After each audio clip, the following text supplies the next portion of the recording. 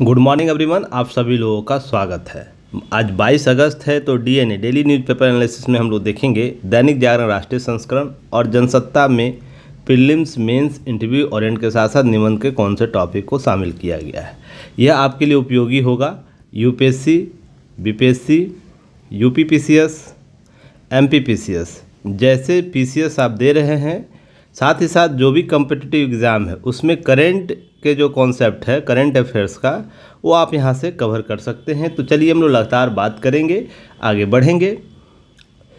तो सबसे पहले देखते हैं हम लोग डिस्कशन टॉपिक क्या है और किस रूप से हम चीज़ों को कवर करेंगे। तो यह देखिए, हिंदी न्यूज़पेपर एनालिसिस आपको सभी करंट अफेयर्स के तौर पर सभी एग्ज़ाम के लिए उपयोगी होगा। तो इसमें हम लोग देखेंगे पोलैंड यात्रा में द्विपक्षीय संबंधों की गति मिलेगा। हमारे प्रधानमंत्री के द्वारा ऐसी बातें की जा रही है।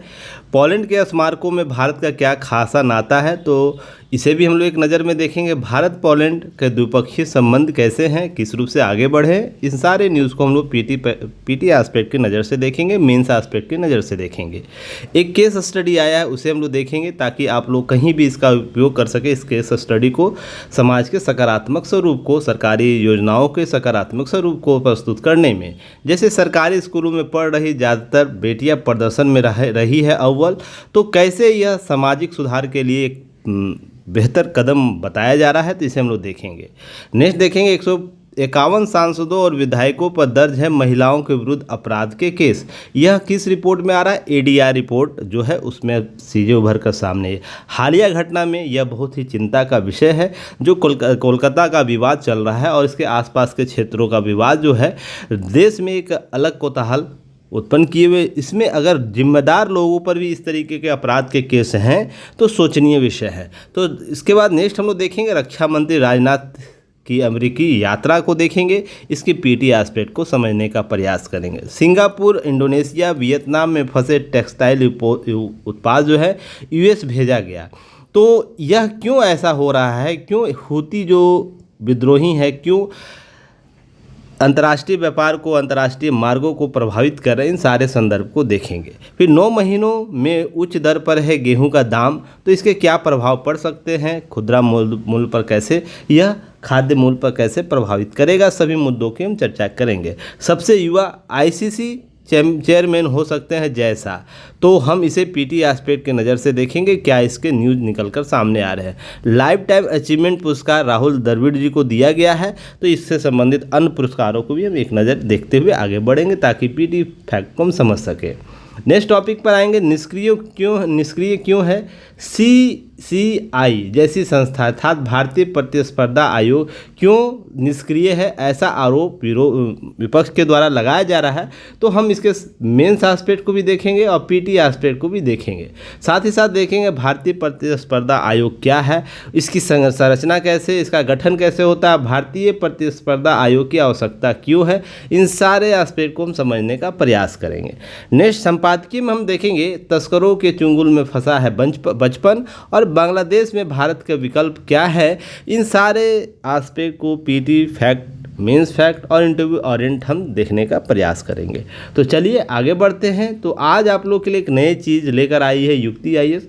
अब युक्ति आईएएस का लोगो नए अवतार में अब आएगा, तो चीज़ों को हम लोग मॉडरेट कर रहे हैं, जल्द ही हम और भी चीज़ों को एक्सपेंड करेंगे, चीज़ों को और भी विस्तार देंगे। तो इस लोगों को आप जहाँ जहाँ देखिएगा अपने दोस्तों के साथ शेयर कीजिएगा, लाइक से सब्सक्राइब जरूर कीजिएगा। इस बार कोड को स्कैन करके हमारा ऐप डाउनलोड कर सकते हैं या description box, comment section box में लिंक दिए गए हैं, तो आप वहाँ से भी ऐप डाउनलोड कर सकते हैं या वेबसाइट विजिट करके भी आप डाउनलोड कर सकते हैं हमारा ऐप। तो ध्यान रखिएगा www.yuktis.in पर विजिट कर लीजिएगा। टेलीग्राम चैनल पर आप जरूर जुड़िएगा। टेलीग्राम चैनल पर क्विज भी डेली चलाया जा रहा है, MCQs, तो आप इसका लाभ ले सकते हैं। साथ ही साथ जब सब्सक्राइब हो जाता है तो बेल आइकन को जरूर दबाइएगा ताकि सभी नोटिफिकेशन सबसे पहले आप तक पहुंचे और अच्छे से आप चीज़ों को कवर कर सकें।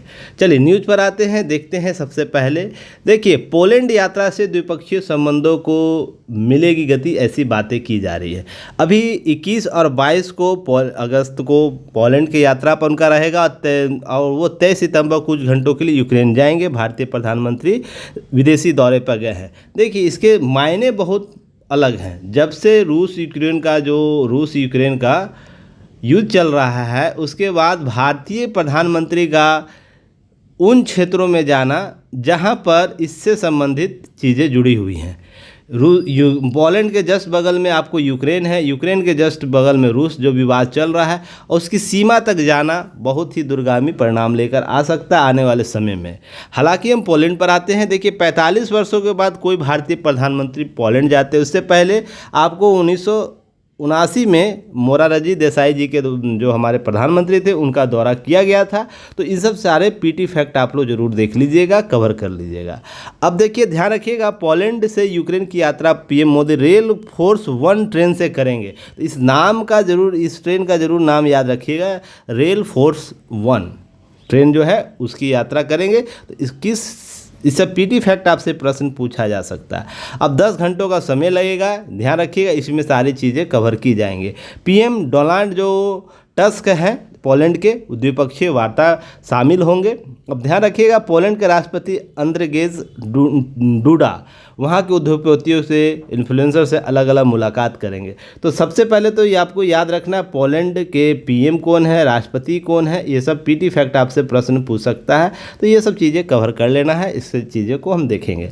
आगे हम बढ़ते हैं। जब ये सब चीज़ें हो जाएंगी, द्विपक्षीय बातें चलेंगी, उसके बाद पोलैंड के कुछ स्मारकों पर भारत का खास नाता है। तो हम उसे इतिहास के पन्नों में देखने का प्रयास करेंगे, क्या है ये सब चीज़ें, कैसे आई है उभर कर। तो ध्यान रखिएगा, जो वारसा है पोलैंड की राजधानी, वहाँ गुड महाराज स्क्वायर पर श्रद्धांजलि अर्जित करेंगे। तो गुड महाराज स्क्वायर क्या है, इसे देख लेंगे। ध्यान रखिएगा, जाम साहब दिग्विजय सिंह रणजीत सिंह जी जडेजा की स्मृति में बने स्मारक का पुष्प अर्पित करेंगे। तो इनका नाम याद रखिएगा जरूर, आपको एग्जाम में पीटी फैक्ट में पूछ सकता है। तो इनका नाम है गुड महाराज स्क्वायर। तो कहाँ है, किस राज्य से संबंधित है, ये सब चीज़ें याद रखना है। अब ध्यान रखिएगा, इस स्मारक का अनावरण अक्टूबर 2014 में वारसा के अचोटा जिले के गुड महाराजा स्क्वायर में किया गया था। अब इससे ध्यान रखिएगा, मानवता और करुणा एक न्यायपूर्ण और शांतिपूर्ण विश्व के लिए महत्वपूर्ण आधार है। ऐसी बातें मोदी जी के द्वारा बातें की जा रही हैं। अब ध्यान रखिएगा, पीएम मोदी जो है क्लीवेडे कोल्हापुर शिविर में स्मारक में भी श्रद्धांजलि देंगे। तो जहाँ जहाँ नाम आ रहा है ना, उसका नाम जरूर याद रखिएगा, तो वो आपको पीटी फैक्ट में ऑप्शन के तौर पर पूछ सकता है। ये सब चीज़ें नई, 45 वर्षों के बाद का कोई भारतीय प्रधानमंत्री वहाँ गया है तो ऐसे ही महत्वपूर्ण हो जाता है वो देश भारतीय दौरे के संदर्भ में। अब ध्यान रखिएगा, अब चीज़ों को ध्यान रखिएगा, मोंटे कैसीनो स्मारक जो है 1944 में द्वितीय विश्व युद्ध के दौरान मोंटे कैसीनो की लड़ाई द्वितीय पोलिश कोर की सैनिक की जीत के याद में दिलाता है। और पोलिश जो है, ध्यान रखिएगा, इसके तो द्वितीय पोलिश कोर पहाड़ी उसमें बने मठ विजय प्राप्त करते हैं और इस युद्ध में 900 से अधिक पोलिश सैनिक आपको मारे जाते हैं। तो मोंटे कैसीनो स्मारक किस लिए प्रसिद्ध है, आपको इसके याद रखना। महाराजा जाम साहब के अवधि बच्चों की बचाई थी जान, अर्थात द्वितीय इस युद्ध में जो दौरान आपको नवानगर के जो महाराजा थे जाम साहेब ने पोलैंड से भारत लाकर न सिर्फ कई यहूदी बच्चियों को जान बचाए थे, बल्कि एक संरक्षक के तौर पर भी काम किया था। तो इस तरीके से नवानगर अब गुजरात में है, ध्यान रखिएगा। अब यह चीज़ें ध्यान रखिएगा, नवानगर कहाँ है, गुजरात में। वारसा का गुड महाराज स्क्वायर जाम साहेब दिग्विजय सिंह की याद में बनाया गया है। तो ये सब पीटी फैक्ट आपको याद रखना है। और ये सब पीटी फैक्ट 1939 में पोलैंड के सोवियत संघ आक्रमण के बाद साइबेरिया में शिफ्ट कर दिया गया। ये सब आंकड़े हैं, कुछ चीज़ों को याद रखना है। इसके अतिरिक्त कोल्हापुर स्मारक भी याद रखना है। तो पीटी फैक्ट में आपको ये सब चीज़ें ध्यान में रखनी है। अब हम आते हैं मेंस फैक्ट में कुछ चीज़ों को। देखिए, सबसे पहले ध्यान रखना है पोलैंड के बारे में। पोलैंड वारसा आपको यहाँ है, इसकी राजधानी। अब यहाँ यह याद रखना है ना कि यहाँ पर बाल्टिक सागर आपको देखने को मिल रहा है। और जब भी हम विश्व इतिहास को देखेंगे, बाल्टिक सागर हमेशा, ध्यान रखिएगा, बाल्टिक सागर हमेशा चर्चा में रहेगा, क्योंकि यह बहुत ही विवादित क्षेत्र रहा था उस दौरान जब यूरोप का उद्भव हो रहा था, साथ में प्रथम विश्व युद्ध, द्वितीय विश्व युद्ध का घटनाक्रम रहा हो। इसमें बाल्टिक सागर हमेशा चर्चा में रहा। तो सबसे पहले तो पोलैंड के कौन कौन से देश है, पड़ोसी देश, इनका नाम याद रखिएगा। आपको यहाँ पर विश्व भूगोल में प्रश्न पूछ सकता है। साथ ही साथ बाल्टिक सागर से कौन कौन से देश सीमा साझा करते हैं, उनका नाम याद रखना है। तो सारे देश का नाम यहाँ रखा हुआ है, तो आप इसे ज़रूर कवर कर लीजिएगा, क्योंकि एग्ज़ाम में यहाँ से प्रश्न पूछे जा चुके हैं PYQ में। क्लियर है।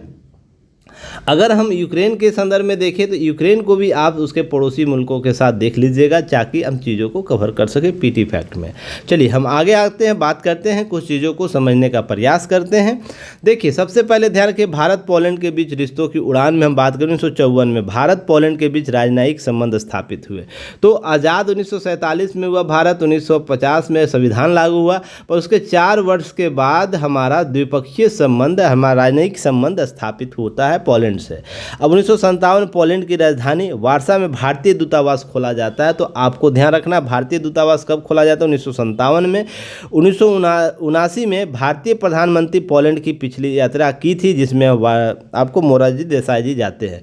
अब उसके बाद 1989 में पोलैंड के लोकतांत्रिक व्यवस्था भारत के लिए रिश्ते मजबूत के असर देखे जाते हैं। 2004 में पोलैंड के यूरोपीय संघ में शामिल होने भारत अहम आर्थिक भागीदार बना पोलैंड के साथ। तो ध्यान रखिएगा, आपको यहाँ से एक और पीटी फैक्ट मिला कि यूरोपीय संघ में, ईयू में पोलैंड कब शामिल हुआ? 2004 में शामिल होता है। और 2024 भारतीय प्रधान 2 दिवसीय पोलैंड यात्रा, यह कालक्रम है 1954 से लेकर 224 तक। तो ध्यान रखिएगा 2024 तक चीज़ों को कवर करने का प्रयास कीजिएगा।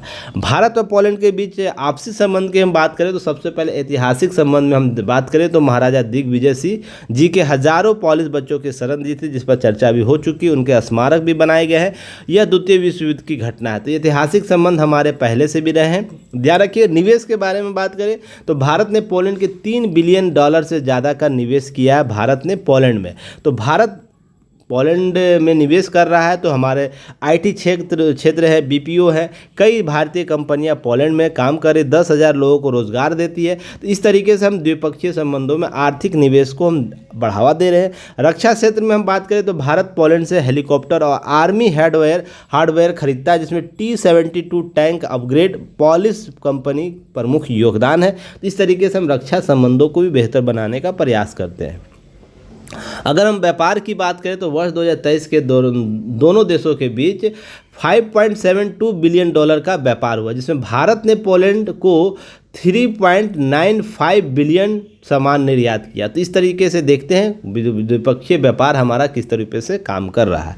तकनीकी की हम बात करें तो ऊर्जा, खनन, संचार क्षेत्रों में दोनों देशों के बीच अहम समझौते हुए हैं। और फूड पार्क्स या में फूड पॉलिश, आपको पॉलिश फूड प्रोसेसिंग तकनीक आपको यहाँ पर शामिल हो सकती है। इस तरीके के नए विकल्प ढूंढे जा रहे हैं। तो भारत पोलैंड के संबंधों को आप देख सकते हैं। अगर संस्कृति या शिक्षा की बात करें तो पोलैंड जो 19वीं सदी से संस्कृत पढ़ाई जाती है। अब पोलैंड 5,000 छात्र पढ़ते हैं वर्तमान समय में। तो इस तरीके से हम संस्कृति उसके साथ साझा कर रहे हैं। हमारे प्रवासी लोग वहाँ जाकर काम कर रहे हैं, रह रहे हैं, शिक्षा ले रहे हैं। तो इस तरीके द्विपक्षीय संबंध को बढ़ावा दिया जा रहा है। चलिए नेक्स्ट हम टॉपिक पर बात करेंगे कि ये केस स्टडी एक आया है। ध्यान रखिएगा, सरकारी स्कूल में जो भी बच्चे पढ़ रही हैं, ज़्यादातर बेटियां प्रदर्शन में अव्वल रही हैं। 2-3 कारण हम इस पर बात करेंगे आगे चलकर। सबसे पहले, बेटियों को पढ़ाने में समाज का नज़रिया भले ही बेटों के मुकाबले अब भी कमतर या दोयम दर्जे का है, लेकिन पढ़ाई में वे बेटों के से हर स्तर पर अव्वल हो रही है। इसका अंदाज़ा देश भर के 10वीं और 12वीं बोर्ड के परीक्षाओं के रिजल्ट जो आए उससे हम आंकड़ों को देख सकते हैं। अकेले 10वीं परीक्षा में सफल हुए 1.73 करोड़ बच्चों में से 91.7 लाख लड़के, जबकि 81.8 लाख लड़कियां हैं। अब इनमें ज़्यादातर बेटियां सरकारी स्कूलों में पढ़ने वाली थी, ज़्यादातर लड़के निजी स्कूलों में पढ़ने वाले थे। तो देखिए, बार बार है ना, महिला सशक्तिकरण की बात होती है, महिला भागीदारी की बात होती है, फिर समाज में उन्हें समान अवसर देने की बात होती है। तो अभी भी एक विचारधारा काम कर रही है लोगों के मानसिकता में कि बेटों को कहाँ भेज रहा है, बेटों को निजी स्कूलों में भेज रहा है। अधिक से लोग जो सक्षम लोग हैं, जो एफोर्ड नहीं कर पाते ज़्यादा बच्चों को पढ़ाने का, कि मान लीजिए 2 बच्चे हैं, 3 बच्चे हैं, तो तीनों को निजी स्कूलों में पढ़ाए, प्राइवेट स्कूलों में नहीं सक्षम हो तो केवल बेटों को पढ़ाने की इच्छा रखते हैं और बेटियों को सरकारी स्कूलों में भेजते हैं। तो वो बिहार बोर्ड का सरकारी स्कूल हो या स्टेट बोर्ड का सरकारी या CBSE का सरकारी बोर्ड हो, ध्यान रखिएगा। अब इन सभी आंकड़ों से अगर हम बात करें 2023 में 10वीं बोर्ड परीक्षा में जहां 83% लड़के पास हुए हैं, 86.9% लड़कियां पास हुई। तो देख रहे हैं 30% ज़्यादा लड़कियां पास हो रही हैं। बस अवसर क्या है, अवसरों को हम और भी भुनाने का प्रयास कर सकते हैं, बेहतर सुविधाएं उपलब्ध कराने का प्रयास करते हैं। साथ ही साथ अगर हम बात करें कि 12वीं स्तर के विज्ञान 2022 में देश भर में 12वीं स्तर की जो विज्ञान विषयों में पढ़ाई करने वाली इनकी संख्या जहां 42% थी, वहीं 2023 में यह संख्या 43% हो गई। वहीं मानकी विषयों में 22 में जहां इनकी संख्या 40% थी, 2023 में घटकर 39% हो गई। रीज़न है कि मानकी विषय के विपरीत लोग दूसरे विषय पर ध्यान दे रहे हैं। तो यह देखिए कॉमर्स विषयों में पढ़ाई के रुझान भी घटा है। तो साइंस वाले जो सेक्टर है उस पर विशेष ध्यान दिया जा रहा है इन बच्चियों के द्वारा। तो कुछ केस स्टडी में कुछ बातें समझ में आती है। जैसे हम बात करते हैं बिहार, उत्तराखंड सहित देश में सिर्फ 7 राज्यों में फेल होने की संख्या घटी है, जबकि मध्य प्रदेश, उत्तर प्रदेश, हरियाणा जैसे 22 राज्यों में फेल होने वाले छात्रों की संख्या वर्ष 2022 के मुकाबले बढ़ गई है। तो ये सब आंकड़े जो उभर कर सामने आ रहे हैं ना, उसमें ध्यान रखिएगा। 10वीं परीक्षा में हम मध्य प्रदेश, बिहार, उत्तर प्रदेश, बंगाल, राजस्थान, छत्तीसगढ़, उत्तराखंड, हिमाचल प्रदेश, जम्मू कश्मीर जैसे 17 राज्यों केंद्र शासित प्रदेशों के छात्रों को फेल होने की संख्या 22 के मुकाबले कम हुई है। तो इस तरीके से देख रहे सकारात्मक पॉजिटिव इम्पैक्ट देखने को मिल रहा है। तो हम जो योजनाएं चलाते हैं, योजनाओं को क्रियान्वित करते हैं, उसे और बेहतर करने की आवश्यकता है। अगर यह बेहतर क्रियान्वयन के स्तर पर अगर हम धरातल पर ग्राउंड वे पर हम काम कर पाएँ तो इसके रिजल्ट बहुत बेहतर होंगे। लोगों को सरकारी स्कूलों में जो बच्चों को पढ़ाने की जो कम फी में सारे संसाधनों को उपलब्ध कराने की बात की जाती है, वो कहीं ना कहीं सफल होगी। सरकार का यह बहुत ही बेहतर अचीवमेंट है। हालांकि संपूर्ण अचीवमेंट इसे नहीं कर सकते हैं, बस उस चीज़ों को और भी हम बेहतर कर सकते हैं जो हमें करना चाहिए। तो ये सब चीज़ें आपको केस स्टडी में ध्यान रखिएगा। अगर कहीं सरकारी स्कूलों के बारे में कहीं प्रश्न पूछे, इससे संबंधित कहीं डाटा पूछे, तो आप इसके केस स्टडी के तौर पर इस डाटा को यूज़ करिएगा और सकारात्मक बातें बताने का प्रयास कीजिएगा। देखिए खामियाँ बहुत सी हैं, ठीक है ना, आप में भी बहुत सी खामियां हैं। तो इसका मतलब ये थोड़ी है कि आप पूर्णतः खराब व्यक्ति हैं या खराब व्यक्तित्व के पहचान रखते हैं। हाँ, आप में वो सुधार के विकल्प की आवश्यकता होनी चाहिए। अगर वो सुधार नहीं कर पाते हैं तो आप बेहतर एग्जाम्पल सेट नहीं कर पाएंगे। इसलिए इन चीज़ों को उसी संदर्भ में समझने का प्रयास कीजिएगा। देखिए एक रिपोर्ट आता है और ये रिपोर्ट हाल के दिनों में जो इधर 10-15 दिनों का जो घटनाक्रम है बहुत ही चिंतनीय विषय प्रस्तुत करता है। जब जिम्मेदार व्यक्ति, उत्तरदायित्व से लबालब व्यक्ति विशेष पर अगर इस प्रकार के मामले आ रहे हैं, रिपोर्ट में आ रहे हैं, तो फिर सारी चीज़ें बौनी नज़र आती है। जिसमें हम बात करते हैं जैसे 151 सांसदों और विधायकों पर दर्ज है महिलाओं के विरुद्ध अपराध। यह ADR का रिपोर्ट है, जिसे एसोसिएशन फॉर डेमोक्रेटिक रिफॉर्म कहते हैं। एक संस्था है जो क्या करती है, आंकड़े प्रस्तुत करती है चुनाव से संबंधित, भारतीय चुनाव संबंधित, लोकतांत्रिक मूल्यांकन से संबंधित ये सब चीज़ें। तो ये आपको ADR के बारे में हम पहले भी चर्चा कर रखे हैं। नए स्टूडेंट है बस याद कीजिएगा, आप गूगल पे एक बार ADR सर्च कीजिएगा, कभी मौका मिलेगा ADR पर हम विस्तृत चर्चा करेंगे। ठीक है, चलिए आगे बढ़ते हैं इसी में कि एसोसिएशन फॉर डेमोक्रेटिक रिफॉर्म्स है, वो एक संस्था जो है वो NGOs जारी करती है एक रिपोर्ट, जिसके अनुसार 16 वर्तमान सांसदों 135 विधायकों पर महिलाओं के विरुद्ध अपराध के केस दर्ज है। तो इस प्रकार से 151 ऐसे सांसद या विधायक है जिन पर यह मामला दर्ज है केस का तौर पर। यही नहीं, इनमें से 2 सांसद और 14 विधायकों पर दुष्कर्म के मामले चल रहे हैं। तो सोच के देखिएगा, जब इस प्रकार के प्रतिनिधि ही चुनकर हमारे संसद में या विधानमंडल में जाते हैं तो उसके अनुयायी जो रहेंगे वो किस प्रकार से आचरण करेंगे। सबसे पहले तो ये ध्यान है, उससे जो इनके ऑरा से जो प्रभावित लोग हैं, नागरिक हैं, वो कैसे व्यवहार करेंगे। जब उनको यह डर नहीं है कि हमारे नेता ही हम जेल में नहीं हैं तो हमें जेल में कौन डालेगा, अर्थात शासन प्रशासन पर सबसे बड़ा सवाल चिन्ह करता है, हमारी न्यायिक व्यवस्था पर सवाल चिन्ह खड़ा करता है। और नैतिकता का जो पाठ हम लोग पढ़ते हैं ना, नैतिकता का पाठ, वो कहीं ना कहीं बोनी नज़र आती है इन सब चीज़ों को लेकर। कुछ चीज़ें भावनाओं से बढ़कर बाहर निकल जाती है। देखिए बंगाल जैसी घटना हो, हाथरस जैसी घटना हो, मणिपुर जैसी घटना हो, या हम बात कर ले निर्भया कांड हो, या उससे पहले बहुत से ऐसे जो कांड रहे हैं, जिसमें ये सब दुष्कर्म के मामले रहे हैं, वो किसी भी रूप में क्षम नहीं है, किसी भी रूप में जस्टिफिकेशन उसका नहीं कर सकता। आप एक्स पार्टी के हैं, वाई पार्टी के, जेड पार्टी के हैं, आरोप प्रत्यारोप नहीं लगाया जा सकता। केवल यहाँ निर्णय लिया जा सकता है कि हमें क्या करना है, हम के इसके पक्ष में है या विपक्ष में है। और पक्ष में है तो अच्छे हैं, तो इसके कोई कारण आपसे नहीं पूछेंगे। पर विपक्ष में है, अगर हाथरस का मामला उठा रहे हैं कोलकाता के जवाब में, और कोलकाता का जवाब मणिपुर में नहीं उठा रहे हैं, तो यह कहीं ना कहीं आपके नैतिक आचरण का भी प्रश्न चिन्ह करता है। आपको सांसद और विधायक बना दिया गया, तो इसका मतलब यह नहीं है कि देश का नीति निर्धारण आप कर ले। देश बेटों से हमारे नागरिकों से जन्म लेता है, निर्माण होता है।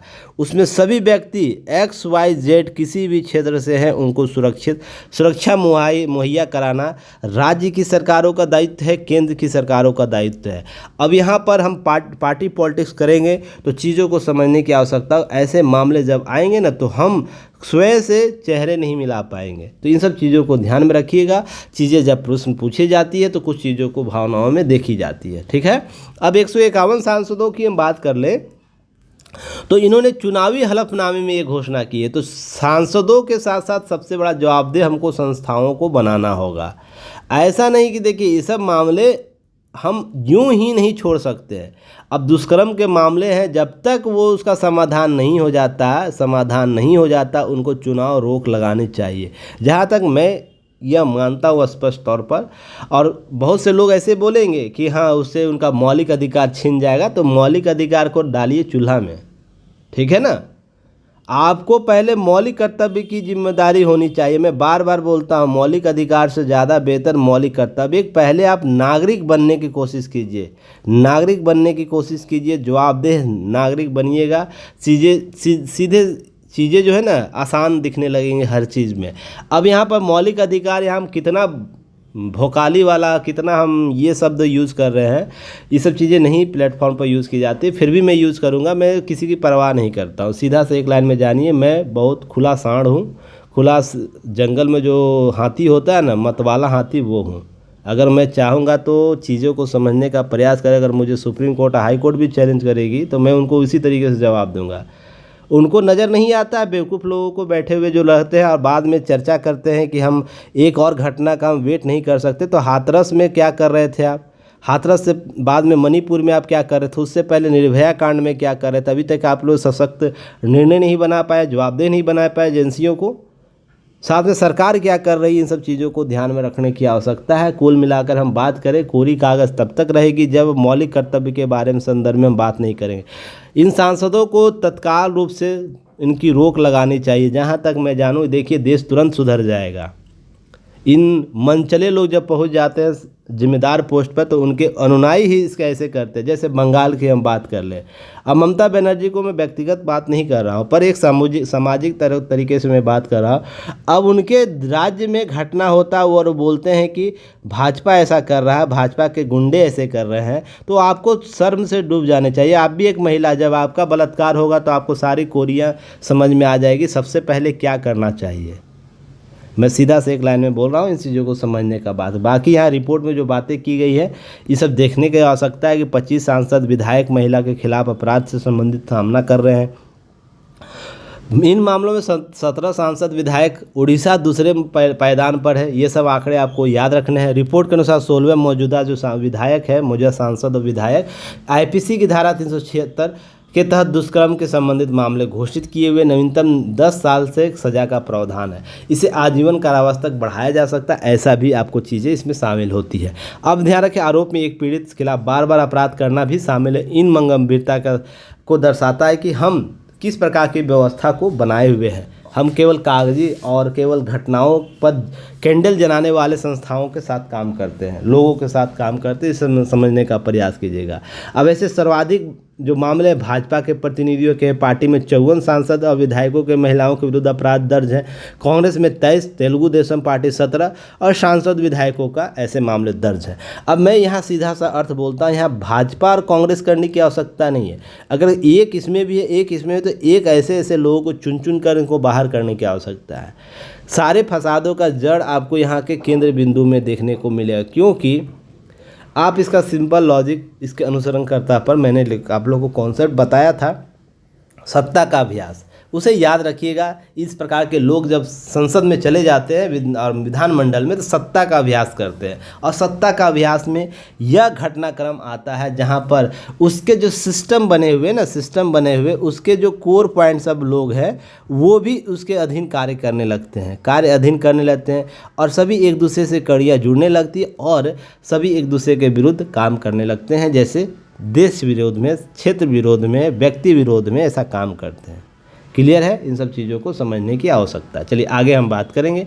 राजनाथ की अमेरिका यात्रा, रक्षा सहयोग तेज होगी। तो यह पीटी फैक्ट याद रखना है। 23 से 26 अगस्त को अमेरिकी दौरे पर भारत के रक्षा मंत्री, आपको ध्यान रखिएगा, द्विपक्षीय वार्ता, सहयोग से जुड़े मसलों पर चर्चा करेंगे। तो यहाँ पर बहुत से आपको चर्चाएं मिलेगी जो आपको रक्षा समझौता के दौरान की जाएंगी। हम 23 और 26 के बीच इसकी चर्चा करेंगे कि वहाँ पर क्या क्या उभर कर सामने आया। पर ध्यान रखिएगा, तेजस के लिए JEF 414 इंजन के सह उत्पाद की होगी वार्ता, ये सब चर्चा होगी।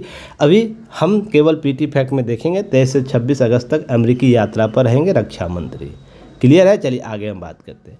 देखिए, सिंगापुर, इंडोनेशिया, वियतनाम में फंसे टेक्सटाइल उत्पाद अब US रवाना किए गए। अब ऐसा क्यों है? तो ध्यान रखिएगा, जब भी ऐसी चर्चा आएगी, जब हम बात करेंगे, तो ध्यान रखिएगा इस मैप को याद रखना है, 2 मैप को, रेड सी, गल्फ ऑफ अदन का याद रखना है। अगर हम बात करें इंडियन ओशन, मोजाम्बिक चैनल की बात करें, तो यह जो क्षेत्र है आपको ध्यान रखना है, हूती जो समुदाय है, विद्रोही है, उसका आतंक यहाँ मचा रहता है। वो लोग क्या करते हैं कि जो मलक्का जल संधि से आपको जो कंटेनर जाता है, अर्थात हम एशिया की बात कर ले या यूरोप से जो कंटेनर आता है, इसको इस क्षेत्र में क्या करते हैं, लूटपाट करते हैं, जिसके कारण जो आसपास के जो खाड़ियों का जो देश है, जो पोर्ट है, वहाँ पर यूरोप से आने वाले सारे कंटेनर रुक जाते हैं, एशिया से आने वाले कंटेनर रुक जाते हैं, जिससे इसके रख रखाव के लिए कंटेनर में जो सामान उसका मूल्य बढ़ जाता है, अर्थात भाड़ा मूल्य बढ़ जाता है, जिससे समस्या यह होती है कि जितना का उत्पाद नहीं होता उससे कहीं ज़्यादा उसका मूल्य हो जाता है। तो जो देश भेजा है, मान लीजिए कोई देश अमेरिका, USA ही भेजा है, या हम इधर से बात कर ले, भारत ही भेजा, इंडिया ही भेजा है, तो US का सामान भारत नहीं लेगा, भारत का सामान US नहीं लेगा। तो इस तरीके से बहुत सी चीज़ें उभर कर सामने आती हैं। इसके अतिरिक्त इन सब चीज़ों को ध्यान रखते हुए आगे बढ़ेंगे। हम लोग देखेंगे कि वर्तमान में न्यूज़ क्या है। तो सबसे पहले ध्यान रखिएगा, जो भी शिपिंग कंपनियां समुद्र मार्ग बदलते हुए किराया बढ़ा दिया है। अब है कि क्या हो रहा है कि जब यह क्षेत्र प्रभावित हो रहा है, तो शिपिंग मार्ग या तो बदलने का रूट है, या तो क्या कर दिया, रोक दिया जा रहा है, जिससे क्या हो रहा है कि 15,000 से अधिक कंटेनर डंप कर परिवर्तित मार्ग में USA का किराया $2,000 से बढ़ाकर $9,000 कर दिया है। यूरोप के लिए $1,500 बढ़ाकर $7,000 कर दिया है।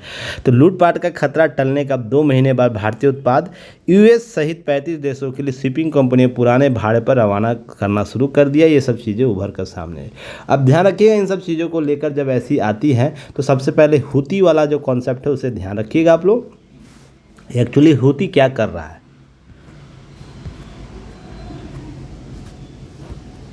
1 सेकेंड होल्ड कीजिएगा। हाँ, चलिए, तो कौन है हूती? सबसे पहले ध्यान रखिए, यह हूती जो है यमन का एक अल्पसंख्यक शिया समुदाय, जो जेदी समुदाय का एक हथियारबंद समूह है। तो यह यमन क्षेत्र से जुड़ा हुआ जो संगठन है, हूती समुदाय, वहाँ से देखने को मिलता है।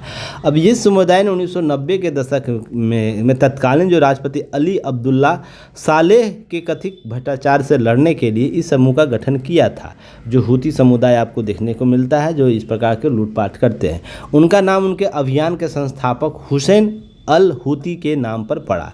तो ध्यान रखिएगा, यह जो समुदाय है, जो अल्पसंख्यक समुदाय है, वो इसके नेता हुसैन अल हूती के समुदाय, जो वे खुद को अंसार अल्लाह यानी ईश्वर के साथ ही कहते थे। तो इस तरीके से एक प्रकार का कॉन्सेप्ट इनके द्वारा दिया गया था इसके द्वारा, और यह जो लोग हैं, इस वर्ग के लोग इस तरीके से ज़्यादा प्रभावित होते हैं, इसका समर्थन करना शुरू कर देते हैं। और 2003 में अमेरिका के नेतृत्व में इराक पर हुए हमले में हूती विद्रोहियों ने नारा दिया था, ईश्वर महान है, अमेरिका का खात्मा हो, इस्लाम का खात्मा हो, इजराइल का खतरा हो, यहूदियों का विनाश हो, इस्लाम का विजय हो। तो इस प्रकार का जो कॉन्सेप्ट दिया गया, तो कहीं ना कहीं क्या चीज़ें उभर कर आई कि यहाँ पर जो समुदाय विशेष, जेदी समुदाय विशेष है, वो धार्मिक रूप से स्वयं को स्थापित करना चाहता है, राजनीतिक रूप से स्थापित करना चाहता है, संगठन के तौर पर स्थापित करना चाहता है। तो आगे चलकर ये चीज़ें और भी उभर कर सामने, तो उन्होंने खुद को हमास, हिजबुल्लाह के साथ मिलकर इजराइल, अमेरिका और पश्चिमी देशों के खिलाफ ईरान के नेतृत्व वाली प्रतिरोधी की ध्युरी का हिस्सा बनता है, और वो क्या करता है कि इस तरीके के आतंक फैलाना शुरू करता है। यूरोपियन इंस्टीट्यूट ऑफ पीस के एक विशेषज्ञ जो है हिमास अल ओमेशी कहते हैं कि इसका अंदाज़ा लगाया जा सकता है कि हूती क्यों खाड़ी से इजराइल की ओर जाने वाले जहाज़ों को निशाना बना रहा था। इसके पीछे का मुख्य उद्देश्य क्या है कि जो इसका कॉन्सेप्ट है उसके आधार पर काम करना।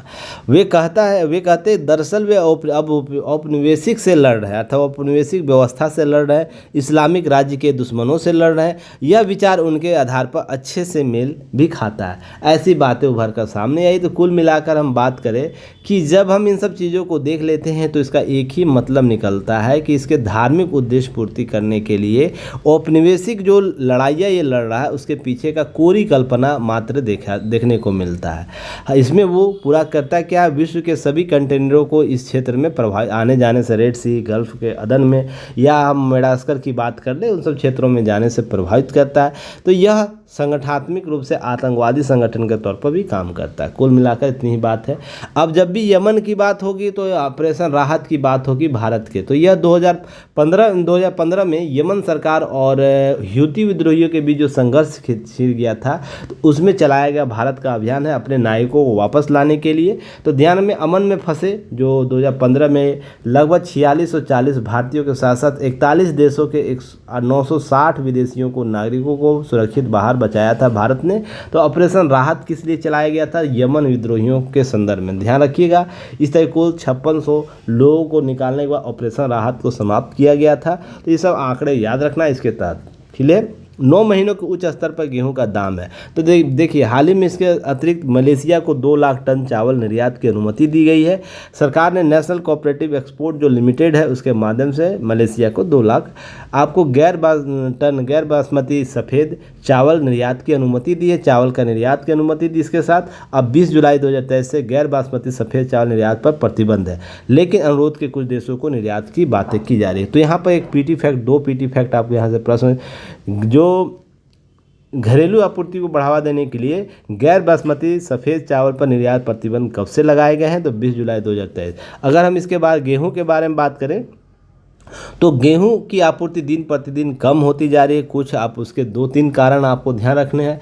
एक कारण तो याद रखना है कि यूक्रेन का मामला आपको ध्यान रखना है। यूक्रेन गेहूं उत्पादन सबसे ज़्यादा उत्पादन करता है, तो यह वैश्विक आपूर्ति प्रभावित हो रही है। दूसरा कि जो क्षेत्र में उत्पादन हो रहे भारत जैसे देशों में, वहाँ पर उत्पादन क्षमता कम हुई है। इन सब चीज़ों को ध्यान रखना। मानसून का प्रभाव देखने को मिलता है, जलवायु परिवर्तन का प्रभाव देखने को मिलता है। ये सब कारण आपको देखने को मिलेंगे। अब जैसे ही मलेशिया का नाम आया तो एक चीज़ याद रखिएगा, यह देश किस देश का मेंबर है, तो आसियान का मेंबर है। तो ध्यान रखिएगा, Indonesia, Singapore, Colombia, Thailand, Myanmar, Malaysia, Vietnam, Laos, Philippines, Brunei. तो इस तरीके से आसियान संगठन का, और आसियान को कल भी आपको एक प्रश्न पूछा गया था MCQ सीरीज में कि इस बार आसियान 2025 का अध्यक्षता कौन करेगा, तो आप लोग कमेंट सेक्शन में बताइएगा। चलिए आगे हम बात करें, सबसे युवा ICC चेयरमैन हो सकते हैं जय शाह। तो ध्यान रखिएगा, अंतर्राष्ट्रीय क्रिकेट परिषद में अगले चेयरमैन बन सकते हैं, ऐसे बातें उभर कर सामने आ रही है। जब बन जाएंगे 30 नंबर कार्यकाल समाप्त हो रहा। वर्तमान चेयरपर्सन है ग्रेग बार्केल। तो मुझे कॉमेंट सेक्शन में बताइए ग्रेग बार्केल किस देश से जुड़े हुए हैं, किस देश से हैं।